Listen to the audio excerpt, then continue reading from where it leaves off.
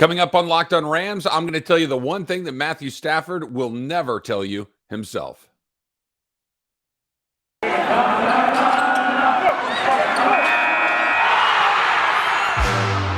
are Locked on Rams, your daily Los Angeles Rams podcast. Part of the Locked on Podcast Network, your team every day.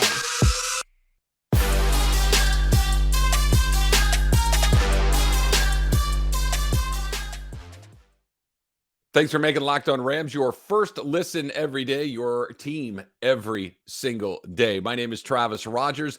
I host the Rams pregame show, postgame show, and have since they returned to Los Angeles way back in 2016. 6 seasons, 2 World Series, 2 Super Bowls, 6 seasons, 2 Super Bowl appearances, and of course, a Super Bowl championship just a couple of nights ago. I'm still kind of digging out from SoFi on Sunday night. Just a great, great night. Make sure that you check out our YouTube channel as well, Locked on Rams, and make sure you click that subscribe button. That works. That's good news for everybody. That's good news for you. That's good news for me. Okay, so let's get right into it right now. Let's get into what Matthew Stafford is never going to say for himself that absolutely is true. Look, what do we know for sure about Matthew Stafford?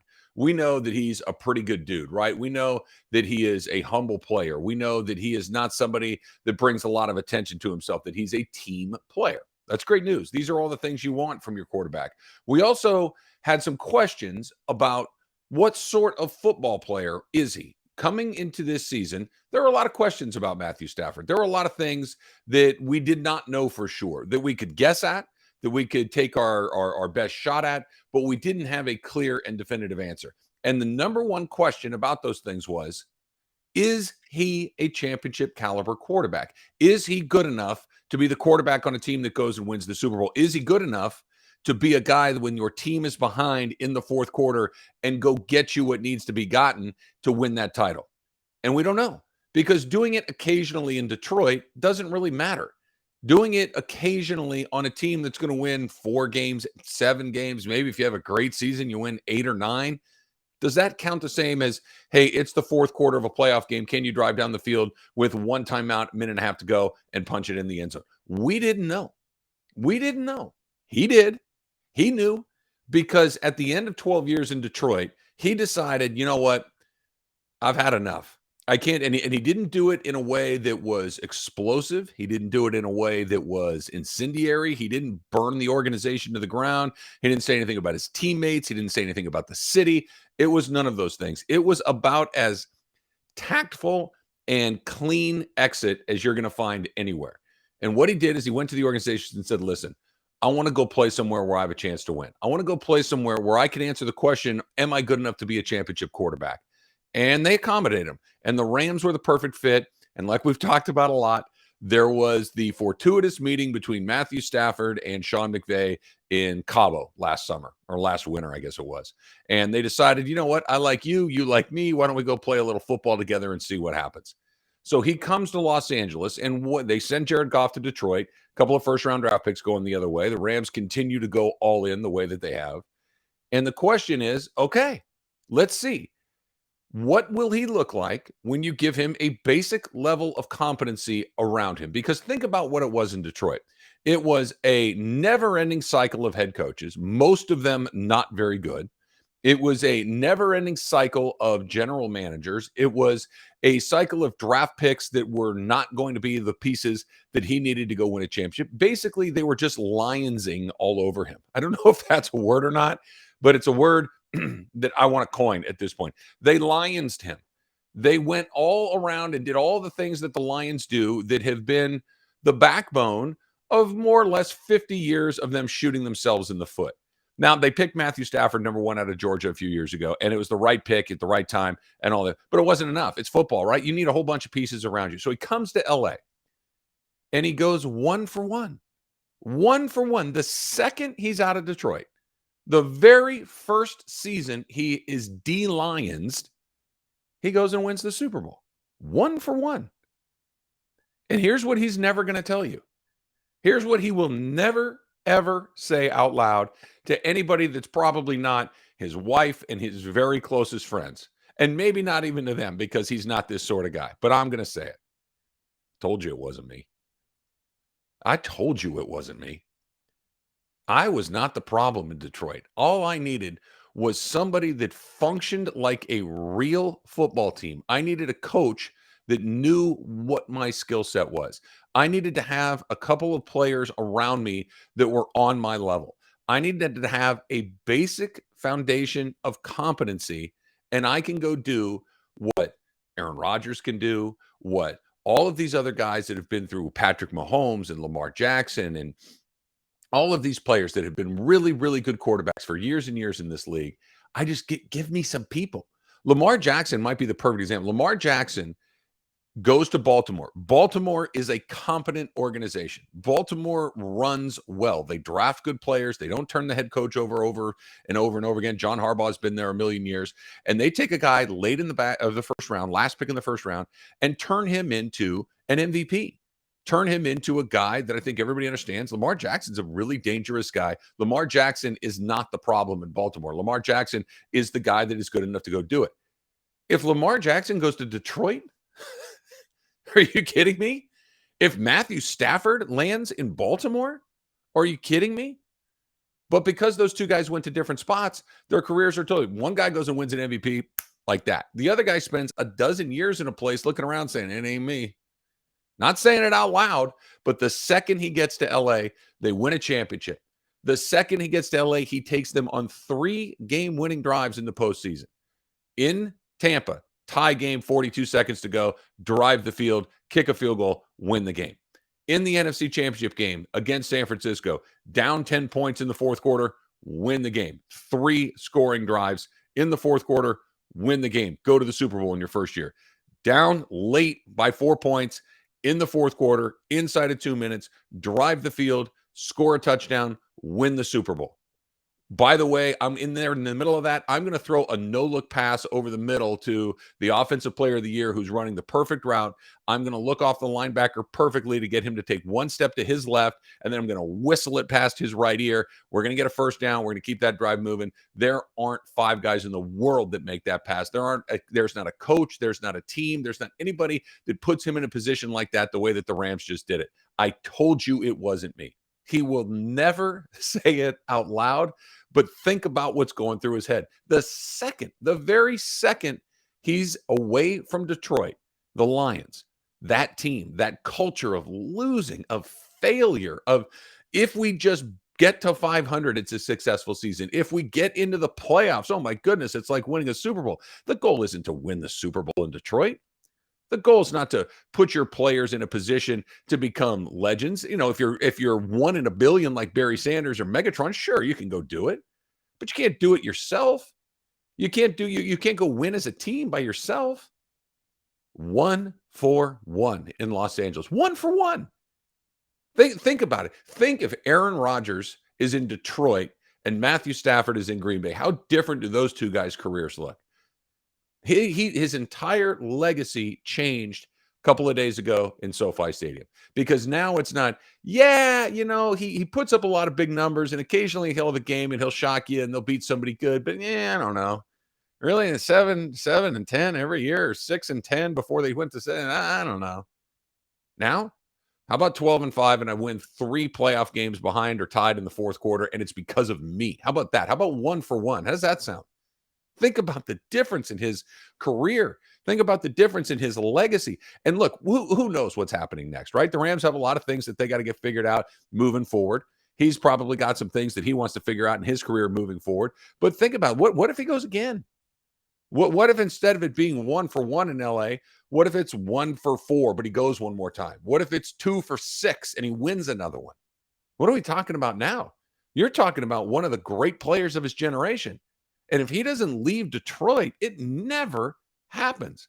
So much of this is good luck. So much of this is good fortune and how these things need to break your way to get it done. Just an extraordinary night for him. And he will never, ever say it. But I guarantee you he's thinking it. It wasn't me. I told you that all I needed was people around me that can function at an NFL level and I can go get some stuff done. And he absolutely did.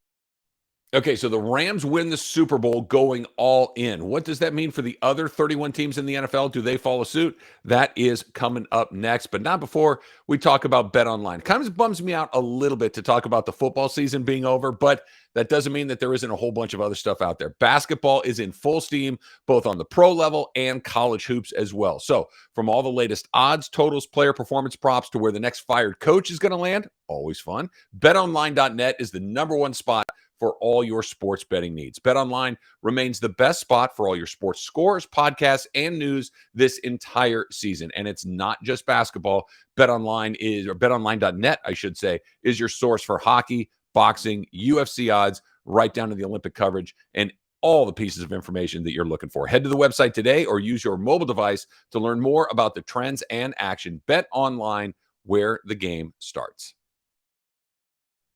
Okay, all in. How many times have we heard that expression with regards to the Los Angeles Rams this season? I have done, I don't know, a dozen, maybe a couple of dozen interviews in the last 3 or 4 days. I have done probably several dozen over the course of the entire season in my role as the Rams pregame, postgame host on their flagship station, 710 ESPN here in Los Angeles. I've been asked this question by just about everybody that's brought me on their shows and different pods right here on the Locked On Network. This question over and over and over again. The Rams are all in this season, right? What if it doesn't happen? What if it doesn't happen? What if they don't win? What about the draft picks? What if they don't have the Super Bowl championship and now they have a bare cupboard and they don't have any picks? And what about Les Snead? And what about Sean McVay? And what about? Okay, it worked. Okay, it worked. I'm not saying it wasn't an unbelievably bold play, an unbelievably risky play, right? I mean, what, scared money don't make money? Is that the line? They didn't have scared money. They went all in and they hit it, right? They made a big bet and the bet hit. They wins the Super Bowl. So all in on the Rams was all successful. They are Super Bowl 56 champions. That's something that they get to hang that Lombardi trophy in the lobby. Everybody gets to look at it. Everybody that's a Rams fan gets to walk around saying, yep, I just got a Super Bowl last year, a couple of years ago. We're trying to get another one. All in, all in, all in. Here's my question. Why don't more teams try to replicate the model that the Rams just put together? Why don't more teams look at this as a way to build your franchise? And I understand not everybody has the resources of a Stan Kroenke. Stan Kroenke is, here's my favorite thing about Stan Kroenke. He's probably the second richest person in his family. His wife is a Walmart heiress. He is a real estate baron. That's a pretty deep pocket to be able to do some things that maybe some other teams can't. For instance, the Chargers don't have that. The Chargers don't have the resources like this. And the Chargers are an interesting example that we'll get to in just a little bit. So I get it. There are a couple of extenuating circumstances. It's the city itself. You're going to get some free agents that are probably more interested in coming to Los Angeles than maybe, let's say, Jacksonville. There's the competency that we talked about just a couple of minutes ago with Matthew Stafford, with the organization itself, knowing that people can come here. Hey, I can take a shot. Do you think Von Miller is dying to go to another team that's not like the Rams, knowing that, hey, I can kind of short circuit this thing and get right to a Super Bowl the way that he did again. But think about it. They didn't say that this idea of draft picks. Okay, I get it. Sometimes you're going to have to build from the outside. You're going to have to build from within. You're going to have to build with free agency and drafts. The fact of the matter is, unless you get very lucky or you're picking extremely high in the draft, you're not drafting Jalen Ramsey. If you're the Los Angeles Rams, you're not drafting Odell Beckham Jr. You're not going to go out and draft a Von Miller like that. Those guys are gone. They're off the board. And if they're not, you have to be the person that can identify that person and say, okay, I'll take that guy. It doesn't happen very often. So the picks, right? Les Snead, F them picks, his line. Okay, pretty good. But you guys can have the picks. Give me Jalen Ramsey. You guys can have the picks. Give me Matthew Stafford. Knowing that I'm not getting a better, and especially if it doesn't have to hit the way that it did for the Rams and win the Super Bowl where you're picking 32nd. Even if you get close, you're picking 27th, 20. What's the difference between the 27th pick and the 54th pick? Not a bunch. The difference between the first 5 picks or so and then the last 5 picks of the first round, that gap is massive.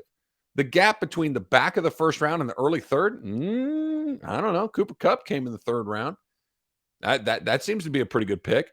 They've gotten guys like Cam Akers. They've gotten guys like Darrell Henderson. They've gotten some playmakers that are not first-round guy draft talents. So you wonder if more teams don't start to look at this and say, maybe that's a better way to do it. I get it. If you're a team that doesn't have resources, if you're a team that doesn't have a market that people are dying to get to, it's going to be hard to convince a free agent to come in. But what about quarterbacks? What about going and making a deal for a guy? If you're Tennessee right now, what's more valuable to you, draft picks or being able to go out and say, you know what, that Aaron Rodgers guy's pretty good. Why don't we take a shot there? Let's go a step further. And this isn't a perfect fit, and I'm not suggesting that this is something that they should go do necessarily. But how much better would they be if they just got something a little bit better than average right now? If you look around the league and you find somebody that you think is, okay, maybe it's not Matthew Stafford caliber, but I can get a little bit better than Ryan Tannehill and the cost is a first-round draft pick. I don't know. Russell Wilson, for instance, okay? Russell Wilson is a Super Bowl caliber quarterback. Russell Wilson may take the Tennessee Titans and have them be, instead of a number one seed that, we're going to run it with Derrick Henry, we're going to play some defense, we're going to do these things. Now all of a sudden you've got a quarterback that, again, basic level of competency plus, like Russell Wilson would certainly be. What does that team look like right now? It looks like a team that nobody wants to play in the playoffs. Russell Wilson's not going to do what Ryan Tannehill did. He might make a mistake here, but Russell Wilson knows how to do these things. All in. The Rams went all in. It's not, well, what if it doesn't work? What if it doesn't work? Now what? Well, now what? It didn't work. It still doesn't work. You think that you're going to go out and find a guy better than Matthew Stafford, better than Russell Wilson? All in is fat. It's a big bet because if it doesn't work, you're going to get crushed in the media. You're going to have your fans be all over you. Oh, what about the draft picks? I get it that the NFL draft is arguably the second biggest event on the NFL calendar behind what we just did a couple of days ago at SoFi. I get it. The draft's exciting. It's the future that it's all positive on what might be coming next. The draft. We're going to have this pick. I don't know. Give me Jalen Ramsey. Give me Matthew Stafford. Give me somebody that I know is going to perform at a certain level in the NFL, not what it might be. Oh, what if he's a little better? Yeah, but what if he's not? What if he's a little worse? Now what do you do? And that's what the Rams have decided. That's what Les Snead, Sean McVay, I don't need to worry about what's coming next. I need to win right now. Part of it's the market because in LA, you got to win right away or people are going to be turned off. We've talked about that. We'll continue to talk about that, how you build fan base here in Los Angeles, which is unlike a market in a lot of other places. You got diehards, but you got a lot of other people that aren't, right? You got a lot of people that are maybe a little bit more casual about this. All in matters. The Rams prove that all in can work. You got to have the right guys. You got to hit it at exactly the right time. You got to get a little bit lucky along the way, but all in works. And if I'm a fan of another team and I'm looking at my general manager and I'm looking at my head coach and they're stuck, well, you got 486 picks over the next 10 drafts. Congratulations. Of those 486 picks, you might get 3 guys that are good. The Rams just got 3 guys that are good and gave away 486 picks. What's the difference? Only I know for sure that I got these guys. I know they got Aaron Donald through the draft. I understand that they've been very good in the draft at other points, that they started this thing with Jared Goff and other. I get it. All in, Super Bowl championship. You got to wonder if more teams aren't going to start to follow suit. So I've got a question for you. Who wants to fight Aaron Donald? That's a question that I thought the answer would be nobody, but apparently a couple of guys thought it might be a good idea to do it in the middle of the Super Bowl. That is coming up next. But first, Rock Auto, right? You've been to those big box stores. You've been to the brick and mortar auto parts stores. And how does that go for you? How does that feel, right? You go in there, we don't have that car for that model. We don't have that part for this piece. And yours is this year. And we only have that year or this model or that model. And they're looking it up on their computer and you're wasting all that sort of time. How about this? Why don't you save some time and money when you use Rock Auto? Why choose to spend 50%, 30%, 100% more for the same parts of a chain store or a car dealership when you can just go online at rockauto.com. Rock Auto prices are reliably low for every single customer. They have everything you could possibly need: brakes, brake parts, tail lamps, motor oil, even new carpet for that car. Go explore their easy-to-use website today. They're the solution for everything you need to make sure that your car is running at its absolute best. Just go and get it done, right? You don't have to go here or there. Just get online, order it, have it show up at your house, fix the car, down the road. Everybody's happy. Go to rockauto.com right now, see all the parts available for your car or truck, and make sure you do this. Make sure you write Locked On in the How Did You Hear About Us section so they know that we sent you there. That's good for you. That's good for us. That's good for Rock Auto. And who doesn't want to feel good about all of those things? Amazing selection, reliably low prices, all the parts your car will ever need. rockauto.com. Okay, thanks for making Locked On Rams your first listen every single day. My name is Travis Rogers. Make sure you subscribe to the Locked On Rams podcast. Don't forget to check out the Locked On Rams YouTube channel as well. That's easy to find. And of course, you can find me on Twitter at Travis Rogers. So, Super Bowl 56, SoFi Stadium. The Rams and the Bengals are playing. It's a tight game. It is in about the middle or so of the third quarter. The Rams are on their heels a little bit, right? They hit the big play to open up the third quarter. The Bengals do. They get that touchdown. Then the very next play, Matthew Stafford throws a pass to Ben Skoranek, who kind of, does what Odell Beckham probably would not have done. The ball bounces off his hands up into the air, interception. And the Rams did a very good job at that point of holding Cincinnati to just a field goal, because if that one goes in for a touchdown as well, who knows what the end result is. But the defense stiffens, they get it done. But every piece of momentum in that building, every single thing that could have been going Cincinnati's way was face mask call that gets missed, long touchdown, quick turnover, another field goal. What the Rams had a game where it felt very early on that they had a chance to blow the whole thing open. When they got the first touchdown to Odell, you're thinking, okay, and I get it, it's just 7-0, but it did feel in that building like, hey, this could be the start of something. This could be a runaway. And then when they got the next one, a cup, you're thinking, the Bengals may get run out. And they didn't. They settled in and they did a really good job. And then all of a sudden in the third quarter, it's the opposite of that. Now, instead of thinking the Rams may run them out, you're thinking the Rams can't get anything going. Odell is hurt. The running game is nowhere. The defense really isn't getting to Joe Burrow the way that we thought they were, that he's getting the ball out incredibly quickly. In fact, he was getting rid of the ball as quickly as he had in the entire season, under 2.5 seconds on average, just an extraordinarily quick time from snap to the ball coming out of the quarterback's hand. And it's all Cincinnati momentum. And then something happened. What happened is something that in my very worst nightmare, I would not want to do. What happened is the thing that makes you bolt up in the middle of the night covered in cold sweat. Aaron Donald got involved. Aaron Donald is chasing Joe Burrow to the sideline, and he's faster than Joe Burrow, and he's going to beat him there. And we know what that's happening. Instead of Burrow turning into Ricky Henderson and sliding, he decides, I'm going to race him to the side. He's not going to make it. Aaron Donald's going to get there first. And Aaron Donald does what he does. He puts his hands on Joe Burrow, and he gives him a good, hard, clean shove out of bounds. Hard. It throws him right into the down marker, right? If you go back and watch the video, you see Burrow hit the down marker pretty hard. Usually you watch those guys with the sticks. The second that play starts coming to their side of the field, they drop it and they get out of the way because, human instinct, right? Here comes the stampede. I think I'm going to get out of the way. For whatever reason, this guy decided to stand there. That's a story for another day, I guess. But Donald beats him to the spot, and he gives him a shove, and Burrow goes smashing into the down marker. Well, two guys did something that I didn't think anybody on the face of the earth wanted to do. They said, you know what I'm going to do? I'm going to mix it up with Aaron Donald. That number 99 right there, who has been relatively quiet at this point. He's not, silent, but he certainly wasn't the game wrecker that we were hoping he would be as Rams fans at that point. They decide, you know what? I'm going to stick up for my guy. I'm going to go get in there. And number 66, Trey Hopkins, and number 75, Isaiah Prince, decided, you know what, we're gonna grab AD and shove him back to his side, and we're gonna push and shove and do these things. It's on the Bengals sideline, right? They decided to aggravate, annoy, inspire, motivate, whatever word you want to put in there. They lit the match that got Aaron Donald from wherever he was in the Super Bowl, which I would imagine is a pretty high level to begin with, to something above and beyond that, to something that was Aaron Donald, greatest player at his position ever, arguably. Aaron Donald, surefire Hall of Famer, to the furious, motivated, now I'm here to take your soul, Aaron Donald. And after that, it was a totally different game.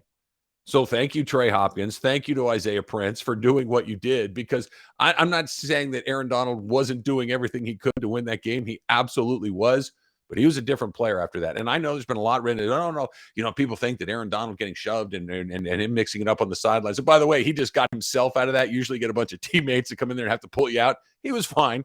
5'6" Bengals guys pushing and shoving. He just, I'll take care of this myself. Thank you.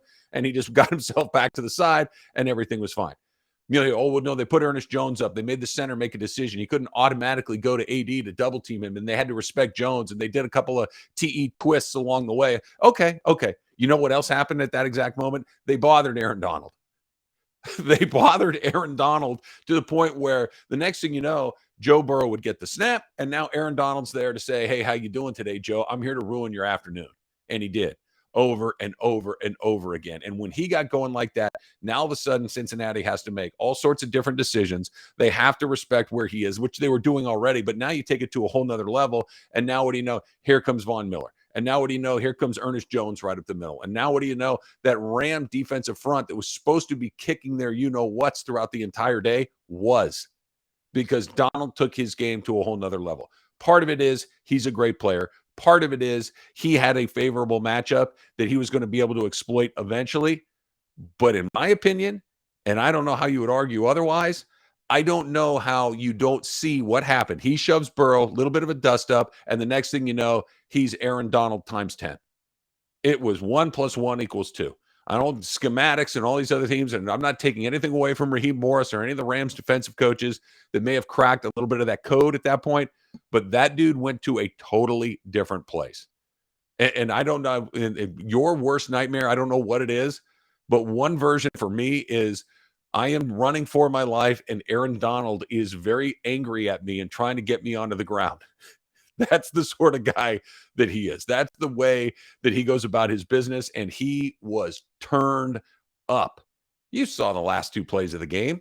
You saw the last play of the game against San Francisco that sent the Rams into the Super Bowl in the first place. You can't, when he's at that level, he's unstoppable. He's unstoppable most days. He's unstoppable at practice. He's unstoppable at breakfast. He's unstoppable playing Xbox, I'm sure. He's one of these guys, right? That's just an unstoppable force of nature. But you want to aggravate him? You want to put him in a place where he can go to a higher level? His normal setting is much, much better than you. Let's turn him up and see what that looks like. All right, go ahead. Let's see. You don't think that he knew? Maybe you've seen it. NFL Films had Sean McVay mic'd up for the game, and at the end of the game, when the when the Bengals are getting ready to run their last play, that 4th and 1 play, McVay says to no one in particular, right? He's kind of by himself on the sidelines at that point. He's just kind of looking at the ground and looking up at the game, looking at the ground, looking up at the game, back at the thing we all do when we're nervous. And he says, "This is where Aaron Donald makes a play." Well, looky here, there he is. The best player in the league at that spot, the best player maybe ever at that spot, goes and makes back-to-back plays to win you your first Los Angeles Super Bowl. I don't know, man. Trey Hopkins and Isaiah Prince did a pretty good job of dealing with them in the first half, but in the second half, when they decided that, we're going to I get it. I get picking up your dude in Joe Burrow. Hey, you don't get to put your hands on our guy like that. I get the instinct, but maybe do a quick inventory. Oh, that's Aaron Donald. You know what, Joe? Let me help you up, Joe. Let's go back. Let's go run another play. I think I'll leave him alone. I think I will leave him alone and let us do our thing over there. Just an unbelievable moment, an unbelievable game, and Aaron Donald taking this game to another level is just remarkable all over again. Super Bowl champions, 56. Feels pretty good to say that. All right.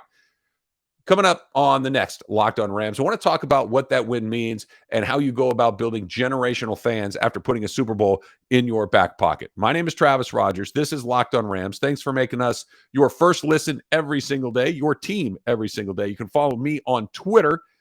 And now that we're done with our first listen, you need the second listen, is right. And that's where Locked On Bets comes in, hosted by your boy Q with expert analysis from Lee Sterling. Until then, whose house? It's Locked On Rams house.